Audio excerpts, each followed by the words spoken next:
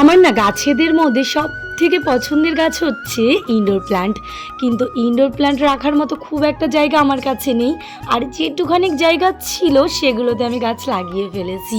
আর indoor প্ল্যান্টের একটা সুবিধা কি জানো, অল্প যত্নে গাছগুলো খুব তরতাজা আর সতেজ হয়, আর দেখতেও খুব সুন্দর লাগে, আর ঘরটাকে আলাদা একটা সৌন্দর্য তৈরি করে দেয়।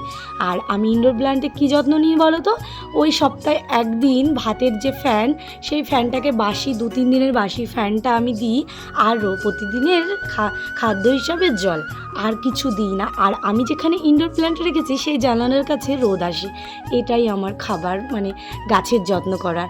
তো আর ছাদ বাগানের গাছে একটু যত্ন করতে হয়, এই কারণে ইনডোর প্ল্যান্ট বেশি পছন্দ। এবার কিন্তু দেখতে দেখতে শীত চলে এসছে, শীতের গাছ লাগানো শুরু করে দিয়েছি। আর বিকেলবেলা না আমি ছাদ বাগানে বিকেল থেকে সন্ধ্যে পর্যন্ত অনেকটা সময় কাটাই, গাছের সাথে অনেক সময় কাটাই, আর আমার মনটা আলাদা একটা শান্তি পায়। আর এবার কি হয়েছে জানো, অনেক গাছ এনেছিলাম শীতে লাগাবো বলে, ভেবেছিলাম ছাদটা আমার শীতের গাছে ফুলে ভরে যাবে, কিন্তু আমার ভাগ্যের দোষ, ওই 2বার আনার পরে গাছগুলো একবার শামুকে খেয়ে ফেললো, আরেকবার আনার পর গাছগুলো আর বাঁচাতে পারলাম না, কী কারণে মারা গেছে জানি না।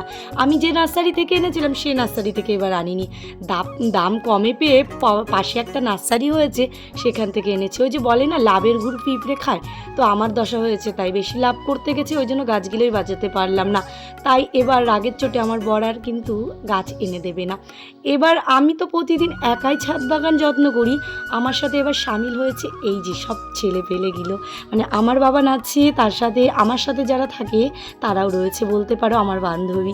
ওই যে শিং কেটে বাছুরের দলে নাম দিয়েছি তো আমি সবার মামি বৌদি হই, কিন্তু আমি ব্যবহার করি ওদের সাথে বৌদি মামি এই বান্ধবীর মতো।